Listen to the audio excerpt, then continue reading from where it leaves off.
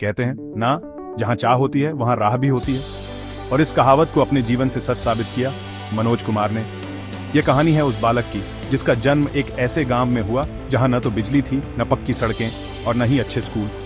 पर उस बच्चे की आंखों में एक सपना था, आईएएस बनकर देश सेवा करना। मनोज का बचपन अभावों में बीता।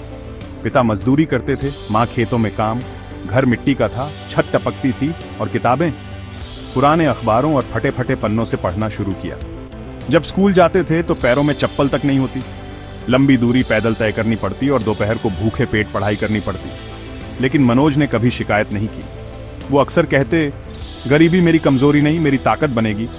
रातें आती, गांव में बिजली नहीं होती तो माँ पुराने दिए की बाती जलाती और मनोज उसी रोशनी में पढ़ाई करता। बाहर सन्नाटा होता, लेकिन उसके मन में एक आवाज गूंजती, तू कर सकता है, तू करके दिखाएगा। धीरे धीरे उसने अपनी पढ़ाई पूरी की। कॉलेज की फीस जुटाने के लिए खेतों में मजदूरी की, छात्रवृत्तियां ढूंढी, किताबें उधार लीं और यूपीएससी की तैयारी शुरू की। दिल्ली जाना, कोचिंग करना उसके बस की बात नहीं थी। इसलिए मनोज ने खुद से तैयारी की, गांव की लाइब्रेरी में घंटों बिताए, यूट्यूब से फ्री लेक्चर सुने और दूसरों के नोट्स मांगकर रात दिन एक कर दिया। कई बार असफलता मिली। पहली बार नंबर कम आए, दूसरी बार इंटरव्यू छूट गया, तीसरी बार रिजल्ट में नाम ही नहीं था। लोग ताना मारने लगे, क्या करेगा गांव का लड़का, छोड़ दे। लेकिन मनोज रुका नहीं। हर असफलता ने उसे और मजबूत बनाया। और फिर वो दिन आया जब यूपीएससी का परिणाम घोषित हुआ।